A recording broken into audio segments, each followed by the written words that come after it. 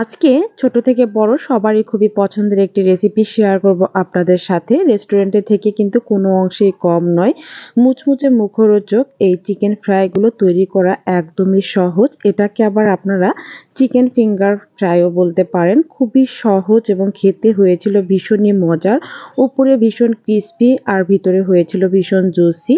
এই সহজ রেসিপিটা যদি আপনি একবার দেখেন তাহলে নিজেই ঘরে বসে তৈরি করে দিতে পারেন। বাচ্চাসহ বড়রা আঙুল চেটেপুটে খেয়ে নেবে। ফিঙ্গারগুলো তৈরি করার জন্য প্রথমে দেখুন আমি এক টুকরো মাংস নিয়েছি। বুকের এক সাইডের যে সরল মাংস থাকে সেখান থেকে এক টুকরো মাংস নিয়ে ছোট ছোট করে কেটে ধুয়ে পরিষ্কার করে নিয়েছি।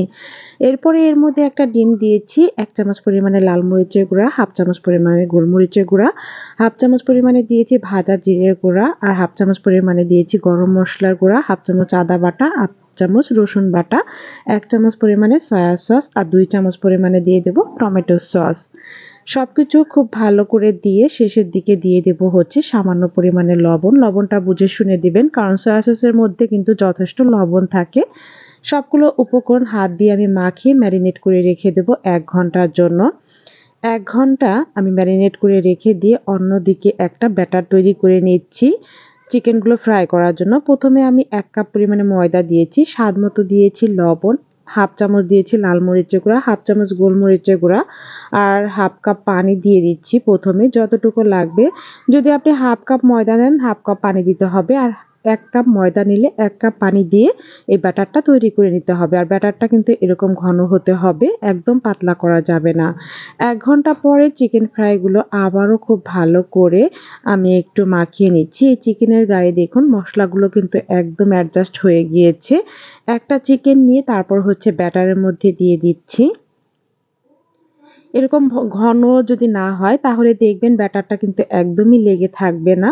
তাই একেবারে ঘনও করা যাবে না, একেবারে পাতলাও করা যাবে না। এই সাইজের ব্যাটার রেডি করে নেবেন। এরপরে নিচ্ছি হচ্ছে ব্রেড ক্রাম্বস, আর আমি সরাসরি চিকেনটা ব্রেড ক্রাম্বসে দিয়ে তারপর হচ্ছে কোটিং করে নিচ্ছি। আর এইভাবে কোট করে নিলে চিকেন ফ্রাইগুলো কিন্তু খুবই মুচমুচে হবে। আর উপরে এই ব্রেড ক্রাম্বসগুলো যদি আপনাদের বাসায় না থাকে তাহলে টোস্ট বিস্কুট গুঁড়ো করেও দিতে পারেন। আরও একটি চিকেন আমি ব্যাটারের মধ্যে চুবিয়ে তারপর হচ্ছে ব্রেড ক্রাম্বস দ্বারা কোট করে নিচ্ছি। আর এইভাবেই কিন্তু সম্পূর্ণ চিকেনগুলো কোট করে নিতে হবে। আপনারা যে কেউ যদি তৈরি করতে ইচ্ছুক সামান্য পরিমাণে একটু মাংস দিয়ে কিন্তু এই নাস্তাগুলো তৈরি করে নিতে পারেন। অনেক সময় মুরগির বুকের মাংস খেতে চায় না, তখন বাচ্চাদের এইভাবে চিকেন ফ্রাই তৈরি করে দিবেন, দেখবেন অনায়াসে খেয়ে নেবে। আর এতটা মজাদার আর ক্রিস্পি, রেস্টুরেন্টের থেকেও আমার কাছে মনে হয়েছে বাসারটা সবথেকে বেশি ফ্রেশ এবং টেস্টি লেগেছে। সবগুলো এইভাবে আমি কোটিং করে নিয়েছি। এরপর হচ্ছে ভাজার পালা। চুলার উপরে আমি ফ্রাই প্যান বসিয়ে দিয়ে তাতে পরিমাণ মতো তেল দিয়েছি।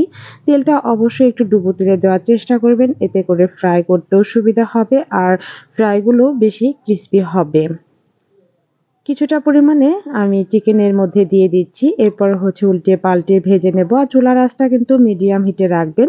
যেহেতু ব্রেস্টের মাংস নিয়েছি এগুলো কিন্তু সিদ্ধ হতে অতটা সময় লাগে না। কিন্তু খুবই পাতলা স্লাইস করা ছিল, এজন্য সিদ্ধ হতে অতটা সময় লাগবে না।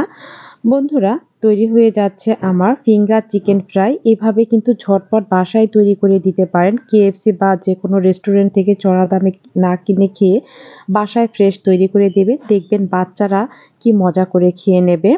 আর আমার এরই মাঝে কিন্তু তৈরি হয়ে গেল ফিঙ্গার চিকেন ফ্রাই। এখন আমি তেল ঝরিয়ে উঠিয়ে নেব। আর দেখেই বোঝা যাচ্ছে যে নাস্তাগুলো কতটা ক্রিস্পি হয়েছে।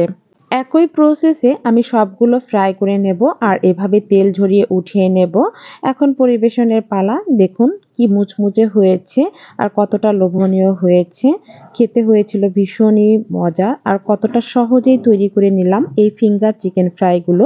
রেসিপিটা কেমন লাগলো তা কিন্তু অবশ্যই কমেন্টসে জানাতে ভুলবেন না। যদি ভালো লেগে থাকে তাহলে লাইক, কমেন্ট, শেয়ার করবেন। আর চ্যানেল থেকে দেখলে তারা চ্যানেলটিকে সাবস্ক্রাইব করে দেবেন। সবাই ভালো থাকবেন, সুস্থ থাকবেন। এ পর্যন্ত ভিডিওটি দেখার জন্য সবাইকে অসংখ্য ধন্যবাদ।